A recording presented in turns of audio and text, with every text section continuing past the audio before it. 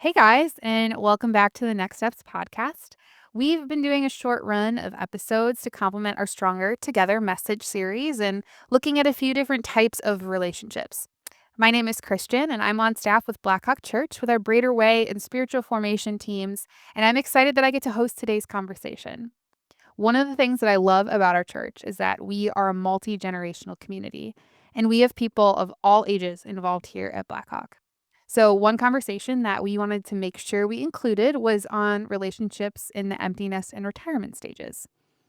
I know that this is actually a really broad age range, and we have a lot of friends at church here that are in this stage. So we invited one of them to come and talk with me, and I'm so happy to have her here.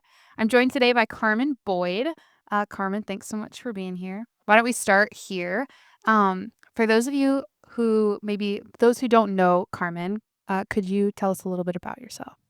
Yeah. So you tapped into the old crowd. So that's how I got invited here. So I have been part of Blackhawk for 35 years. Carmen, that's longer than I've been alive. I wasn't going to say it. Yeah, a long time. Long We time. raised our kids here, and yeah, it's been a great place. And so we've been here a long time. I used to be on staff here for a number of years over the group's ministry and retired in 2020.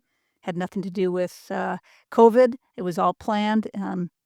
And we have 3 grown kids, adult kids, and 3 grandkids, almost 4 any moment now. Number 4 will arrive. So exciting. Yeah, and kids live in Minneapolis and in Colorado, and that means that all of our grandkids are in Colorado.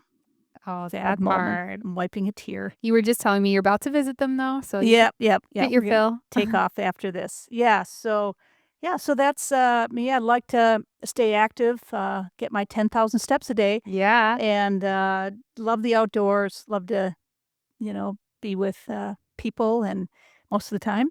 Mhm. And yeah, so that's it. Kind of the down and dirty. Other stuff will show up as we talk. Perfect. And you're married to an Oh yeah, awesome guy? that's right. I'm married. That's right. I'm married to Tucker, and yeah, we kind of do life together. He's semi-retired and has his own business, so he can kind of pick and choose when he wants to be busy, and it's great. Yeah, we're getting used to this new season of life. Yeah, it's amazing. Okay, so when you received an email asking you to be on this episode, when you were trying to decide whether you were gonna jump in or not, was there anything in particular that made you think, "Yeah, I wanna talk about that?" Yeah, that's kind of a funny question because I actually said, "What do I have to share?"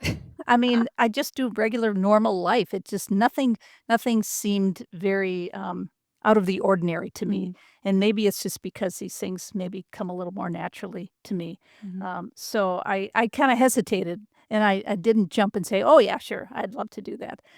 So I guess the verdict's still out. We'll see if there's anything that's important and helpful for people. But Yeah. yeah, I'll just share my experiences, and just to be honest, this is my experience of this season of life and friendships, and it's not a magic formula for anybody or for any wide range of people. So I just want to start with that. Yeah, that's a good disclaimer there. We're not representing a whole group of people, but Yeah, just that's hearing how right. you do life. That's right. Perfect. Okay, so I got a couple of questions in mind. Let's start with what has surprised you about relationships in this season of your life? Yeah, what has surprised me? Well, years ago, I heard a friend say, this was way before I was retired. I was working, didn't have a lot of margin in my life, and she said that she was kind of living out the ministry of availability. And maybe people that are listening to this have heard that before, but that just really struck a chord with me. And I thought, I want to hang on to that, and I want that to be part of my life when I have the space.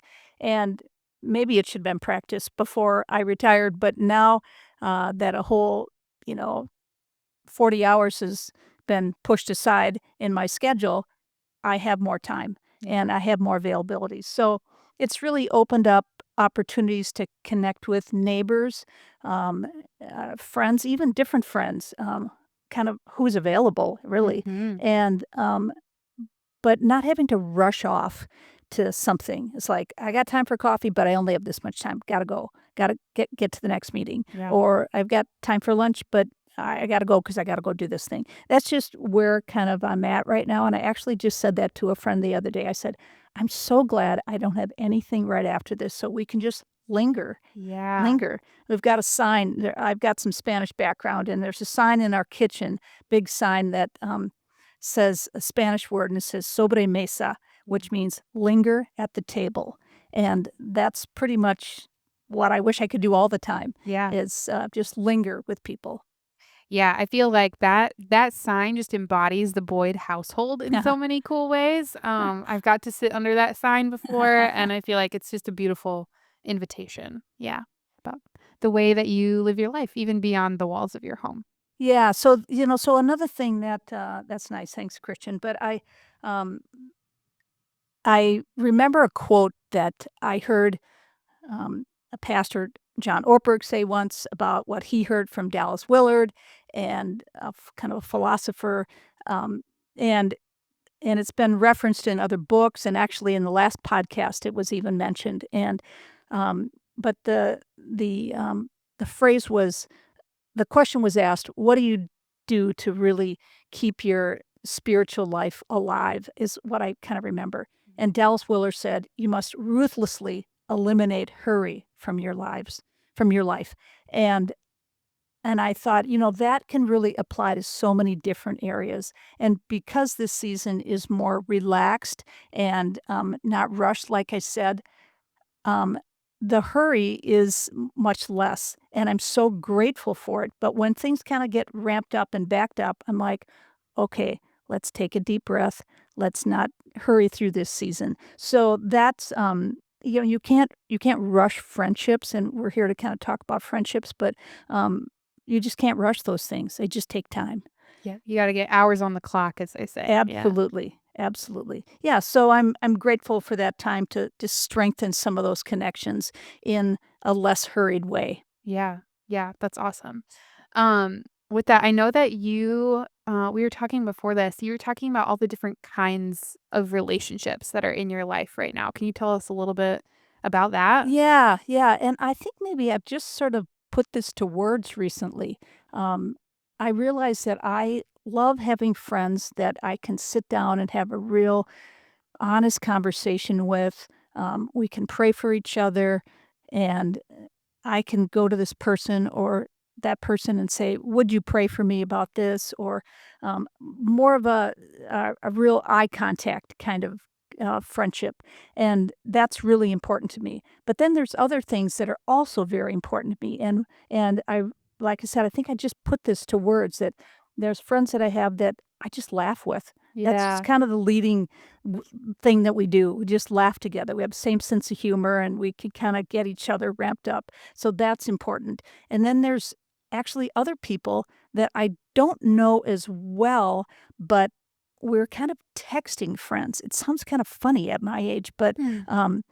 but there's a woman in particular who I volunteer with, and we've only gotten together in the last, gosh, 3 or 4 years once outside of our volunteering opportunity, Wow. and, um, but we text all the time, and she's gone through a hard time, and so I just text her words of encouragement, maybe if it's appropriate, a Bible verse or a phrase or something, and we've actually logged a lot of time and shared a lot of life through texting, and we do see each other face to face when we volunteer, but you don't have a lot of time to do all the You're catch up. working, yeah. Yeah, yeah. Mhm. So it's those kind of friends that are really important to me, and then there's friends that I just do activities with, like pickleball. Who doesn't love pickleball? I know, it's the latest, and we thought, "Well, let's just join the bandwagon that's Mhm. going by." So I love these people. I hardly know them. Maybe love is a little strong, but I really appreciate them and find them really fun, and that's really important to me. I mean, from week to week, I can hardly remember their first name, Yeah. and then let alone their last name or what they do outside of pickleball, but Mhm. it's really important to me. And Tucker says he loves watching me just sort of work the crowd with these people that I don't really even know. Yeah. And I walk there and I leave there and I go, oh my gosh, that was so fun. And I realize I need that in my life. So I need the deeper conversations. I need the laughter. I need the the the texting, which actually is kind of deeper, and then I just need the fun. Let's get out and do active things. And so all of that sort of is they're all equally important to me. Yeah. And what a beautiful thing to have this space to, in different ways, linger with each of those people, whether it's, yeah, around your table or doing walks around the neighborhood or even with pickleball Yeah. people, Yeah. that you're logging all these hours with people in an unhurried way. Yeah. And the And I'm hoping that, some of these relationships will go deeper yeah. and a little bit at a time. You just listen well to what people are saying, and then you do a follow up question. And like somebody said the other day, where I was volunteering, they said, um, yeah, I'm going to go be with my kids. But it's just always hard just to do these things alone. And there was a group of people standing around, and I thought, I wonder what she meant by that. Is she divorced? Um, what's her story? Yeah. And I'd kind of filled in the story on my own. But then the next week, I went back to her and I said, hey, I think I missed an opportunity to ask you something. And I said, you said this. And then she went on to tell me how her husband had passed away and the whole story. And I was like, I had no idea. And you could have so easily just missed that opportunity I could have made completely. it. Yeah. Yeah. Yeah, so you little by little, you get to know people, and maybe those relationships will go deeper, maybe they won't. Mhm. And you just kind of, try to be a friend and listen well. Yeah. So, yeah, That's see how beautiful. it goes. It reminds me of, like, the way that in the scriptures we see Jesus doing relationship in this slow, unhurried way, letting Yeah. himself be interrupted, going on these different things that to us seem like tangents, and yet there's so much ministry that happens in those moments. So Yeah. Well, don't get me wrong, I'm not a slow person. I don't like my husband would never accuse me of being slow and just sitting around, but because I like to just sort of keep moving. Yeah. And, but it's a different sort of, and maybe what happens in my head or even in my schedule. But, um, it's funny when I used to work here, I used to realize when I was going from point A to point B, I walk fast. And I know Mhm. other people here that walk fast and other Mhm. people that just they're saunterers, and it's not a right or wrong, it's just how we're wired. And so, yeah, so it's just, I'm not a person that likes to sit down for too long. Yes, you have a full plate, but to be able to do that unhurried is a Yeah, beautiful thing. yeah, yeah. All right. So let's talk about what kinds of relationships or what aspects of the season can be challenging or frustrating. Where's the hard parts? Yeah, I would say, like, when I first retired, it was in COVID, so Ugh, everything what was a hard challenging. season for relationships for Yeah. everybody. Yeah. So I thought, okay, I'm going to get involved and I'm going to kind of start to fill my life with things that are meaningful. And I remember calling a place and said, I'd like to volunteer. And they said, we don't need any volunteers. I'm like, Oh, what? You don't need any volunteers? I mean, who doesn't need what nonprofit doesn't need a volunteer? right. Well, I realized it was COVID. COVID Yeah. was the slowdown. So, but then, maybe a year, I don't even know, a year later, they called me back and said, "Hey, we're ready for volunteers." And, so I got involved, and I think the challenge is trying to figure out what sort of feeds you and what sort of fills your tank. And so I started volunteering at this, food pantry, actually called Mom. I mean, it was called Mom, now it's called Way Forward. And Yeah. so I'm over there once a week, and, and I started thinking, I don't wake up every morning thinking, I can't wait to fill the shelves today at the food pantry. I can't wait to stock the shelves. That does not excite me. But over time, it was the people that I was meeting and getting to know. And it was the same crew that was there every week. And I thought, okay. And then I just started connecting with people. And I thought, okay, I think this is where God wants me for now. Mm. Doesn't need to be forever, but instead of just bailing too quickly, I thought for me, it was the people. And so I think trying to, the challenge is trying to figure out What do you wanna do? What do you need? Who do you move towards? Yeah, who That do you kind of move stuff. toward? Yeah, yeah, Mhm. and for me, I realize I have a pegboard, let's say a Mm. pegboard, Mhm. and there's a lot of holes on that pegboard. Some people only wanna fill 1 or 2 of those, um, little pegs. Like with a relationship. Yeah, Yeah. with a relationship. I have a whole bunch of holes that I wanna fill, and, I just kinda put this visual in my head that, yes, I want a lot of I desire a lot of relational things in my life, a lot of relational connections, and they're at all different levels as kind of as I was talking about a minute ago, all different levels. Some I know really well, some I hardly know at all, but they all add to sort of the fullness of my life, and so I would say that, um, the challenge is kind of putting yourself out there and just getting involved in things. And because we've just newly retired, we've just stepped away from a whole bunch of hours in a week. And now what are we going to do with that? So, yeah, so it's just, I think it's just finding what really fills your tank and trying a few things and figuring out, is it the task that is what you want? And for some people it is, and we need that. Yeah, it's great. Or is it the relationship or whatever in between? Mhm. And for me, I've realized it's always the relationship. Yeah. Yeah. One other challenge that you and I were talking about that's actually similar in our different seasons of life. So I'm kind of in that young adult zone, and one of the things that's challenging about that is that people are always in transition. They're moving away, or you're moving away, or people get married or have kids or whatever, and all those things change. And you were just telling me about some similarities that you experienced in the retirement and empty nest phase with that. Can you tell us a little bit about that? Yeah. Yeah, absolutely. There is a big similarity there. And so um yeah, we've lived in Madison a long time. We've got lots of connections. And at this season, a couple years ago, two kind of key couples in our lives that were sort of our go-to people, and for doing things, and they moved away. They Mm. moved, and really both of them had to do with, well, one was more for work, but the other one, but they were moving toward grandchildren. The other couple was moving toward grandchildren, so I thought, this is what happens in this stage. People start leaving, and they start moving toward their family, and we were still here, and I was like, "Okay, Lord, what are we gonna do here about this? We just have even more time now, Yeah. and I got a lot of pegs to fill." Yep. And so I just prayed. I said, "Lord, bring us some new friends."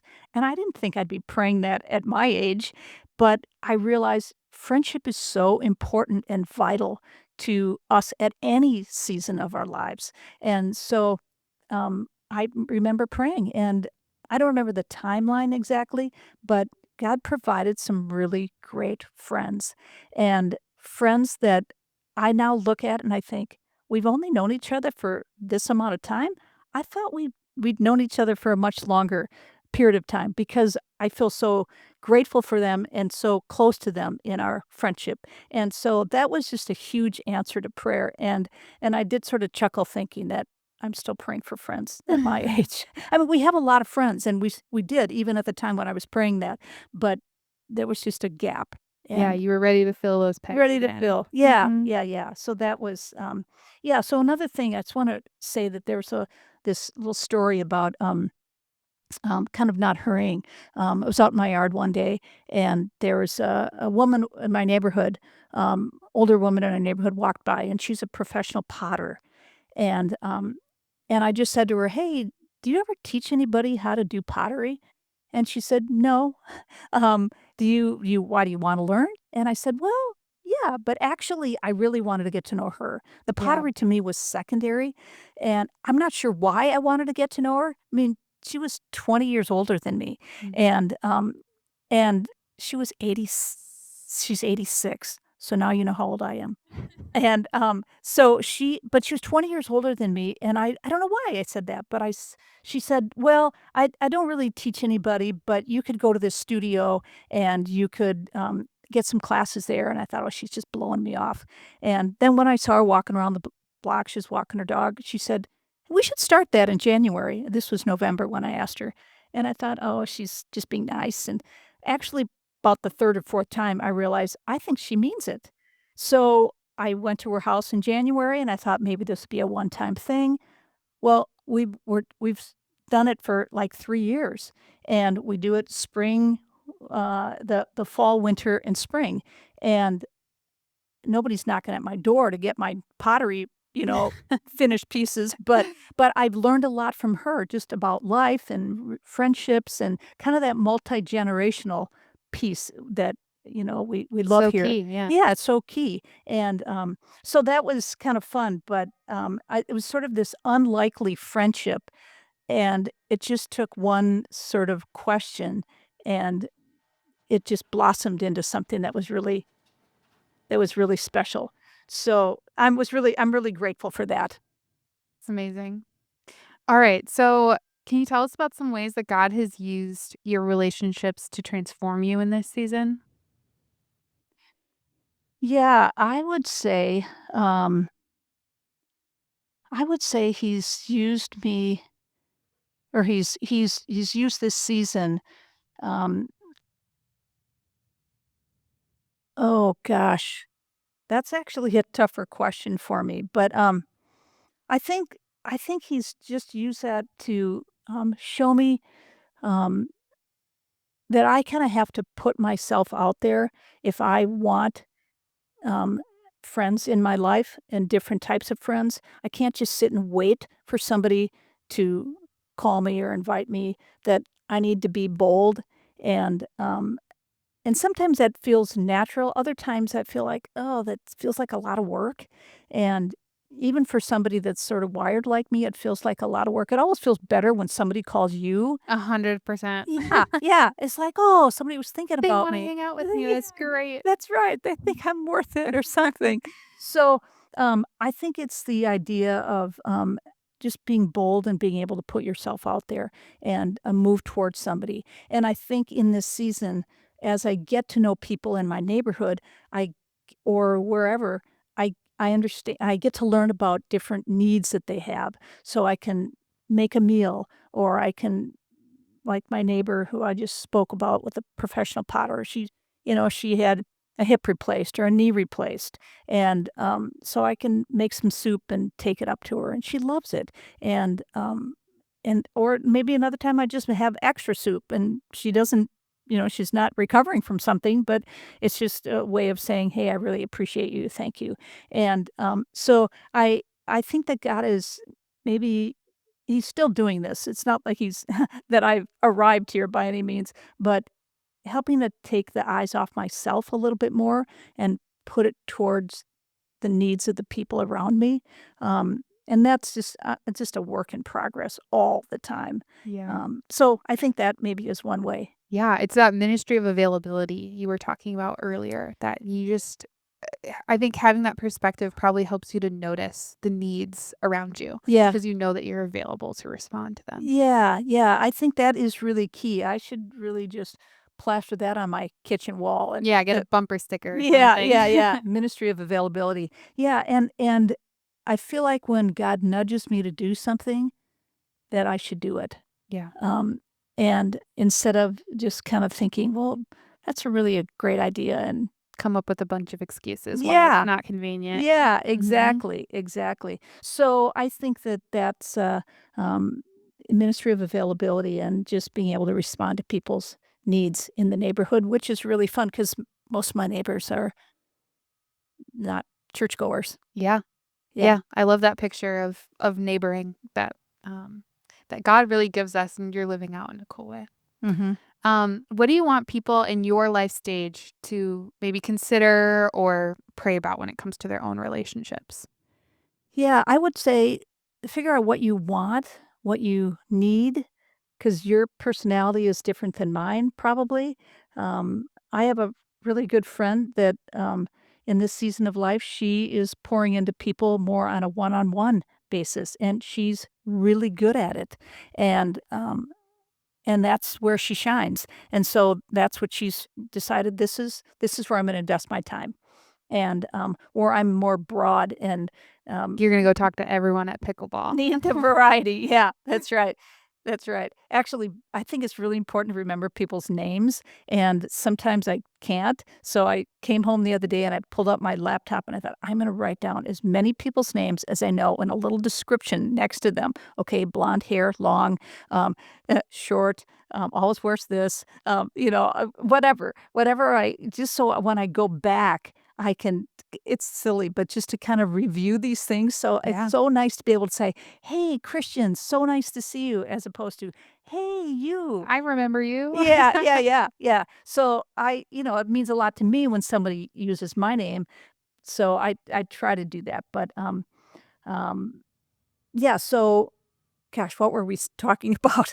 Oh, just, uh, what you want people in your life stage to, like, consider about Yeah, so relationships. figure out what you need with your personality, what you need, and then just ask God, fill in the gaps, fill in the gaps. And I think you'd be really surprised by how he will do that. And this isn't a magic formula to find as many people that you don't know and try to be their friends. Mhm. Um, but it's the idea of trying to um, get to know yourself in this season as well, and then figure out what really brings you life. And just recognizing that we all need friends at different levels, and it just looks different to everybody. And that's we've been talking a lot about that in our sermon series, Yeah. and we've really been encouraged to move toward deeper friendships. And but sometimes these friendships that you just do activities with are very important, and Yeah. we need them. And you never know how God's gonna develop those.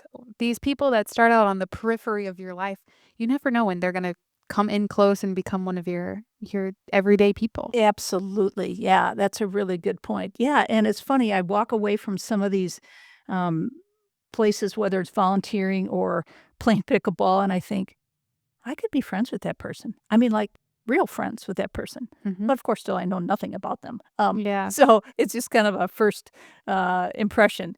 And, yeah, so I think that, just determine what you kinda with your personality, what you want in this season, and talk to God about it. Yeah. Yeah, yeah.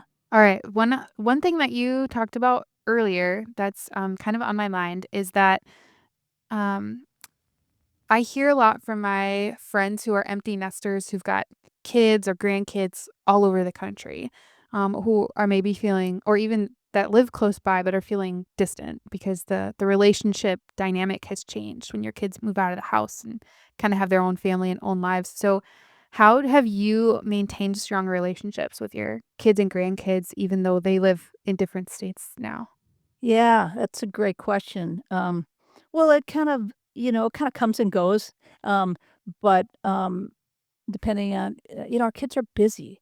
Our kids are busy, and they haven't read the book, The Ruthless Elimination of Hurry, but they're busy in this season, and so I'm really grateful to stay connected with our grandkids through FaceTime, It's a and lovely invention, it's just FaceTime. amazing, and I read books to our kids, to our grandkids, and, our little 2.5-year-old grandson just said to our daughter the other day, I want grandma to read me a book," and he had a specific book, and I happen to have it, and so I read 2 or 3 books when I get to read to him, and it's so great. I absolutely love it, and so that's one way is to really use technology to, to connect with your grandkids. And then for our kids, I actually have to be a little more intentional because I always go toward the grandkids.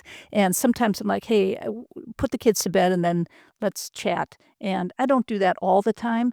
Um, but when I do, it's just really great. Let's find some uninterrupted time to really tell me what's going on. Tell me how's work and how's you know your life with the kids and the family. And then when we're done, sometimes if I remember this, I say, "Is there anything else we should be talking about or anything else that I should know?" And, sometimes it's, "No, I think we covered it all." But other times it's, "Oh, yeah, that's right. Let me tell you this." And I'm like, "Oh, man, I'm so glad I asked that last catch-all question because, specifically one of our daughters, if I don't ask the right question, It's she's not not coming gonna out. it's not coming out. I gotta ask the exact question. So that sort of covers a wide range of things that I may have missed. And so, yeah, so I'm grateful, but also staying connected is fortunately, we have the opportunity to travel with Yeah. and go see them, and that's a high priority for me and for Tucker. So, so we do get to see the kids considering how far the grandkids are, fairly often. It's never enough, but Yeah. fairly often. And, yeah, and I think that, for our kids, texting is, just quick. It's just quick and, it's nothing, too deep, but it's the phone conversations. Even though I think sometimes this generation doesn't like to have phone calls. I don't know if that's true. You Yeah, I tell feel like me. every person is different with that, but I love just the intentionality of making it work, basically, yeah, even though there's distance, finding the pockets of availability, Yeah. and I love that question too, what else is there? Is there anything else? I use that, in high school ministry all the time, and it just you never know. I think in all of our relationships, that's such a good question to have in our back Yeah, pockets. I think we can actually use it pretty much across the board, Yeah, you yeah, know? everyone, I feel like, needs to be asked that. It's just it invites vulnerability in a way of like, Yeah. "Hey, is there anything else that's on your mind that we should talk Right. about?" Right, because I think what happens is people are thinking of something, and maybe they're wondering, "Will they ask me?" Or, "Will they remember that we talked about this before, and maybe I forgot?" Mhm. And they can say, "Oh, yeah, I remember I said that. Oh, yeah, yeah, yeah, thank you. Yeah, what's going on with that? How's that going?" And it's important. Yeah, so I think that using technology, to your benefit in this season is really important. And I would say, and I don't know, I'll say this now, but see what I'm like in 10 years, about technology as it moves so quickly. I can hardly keep up, I Yeah, know. yeah. If you can't keep up, I'm in deep trouble. But I think that staying on top of technology is really important. I've got some neighbors that are now they winter all all winter. They winter in, Mexico, and they're in their early 80s, and the woman is they're both very sharp, and the woman every once in a while shoots me a text, "How's it going?" Or I say, "Hey, send me a picture of what you're seeing and what you're doing," and so just take advantage of it. Keep the relationship open, and I think that goes a long way, and really, I've really learned that texting is such a great opportunity to encourage people that you maybe don't see on a regular basis, but maybe you see them once a month, and a lot of life can happen in that month. So, staying connected and staying, even in a little text, "Hey, I'm praying for you today. Hey, what's going on? How can I pray for you?" Or just something sort of benign that says, "I'm thinking about you." Yeah, I think that really makes a difference. I think so too. Well, in the vein of your response there, I guess we can ask one last question. Is there anything else on your mind or that we should know or you wanna share, with everyone who's listening? Wow. Well, we covered a lot, and I'm sure there's other things, but I would just say don't be afraid to make the first move and reach out to people, even if it is pushing your personality a little bit. And because life is just more fun when it's shared with other people, it's just much more rich and rewarding, and it's just the way we're wired. We're just wired to be in relationship with people. It's just the God's design for us. So, if you're feeling and I felt lonely at times when I'm like, "Oh, where are my people?" kind of, and then I realized, don't sit back. Take that step forward and recognize that life is so much better when it's shared with other people. 100%. I couldn't agree more. Well, Carmen, thank you so much for sharing your time and your wisdom with us. I just love watching the way that you do life and just embody this idea of a ministry of availability. And I've seen the way that you care both for strangers, new people that you meet in your life, and also the people that you're friends with. And so I'm just so glad that we have people like you in our Blackhawk community. Oh, thanks, Christian. All right, everybody. Well, this is all we have for today's episode, and this ends our series on relationships, accompanying the Stronger Together series. But keep an eye on the podcast because we've got some really fun stuff coming up that'll go along with our next sermon series on the book of Revelation.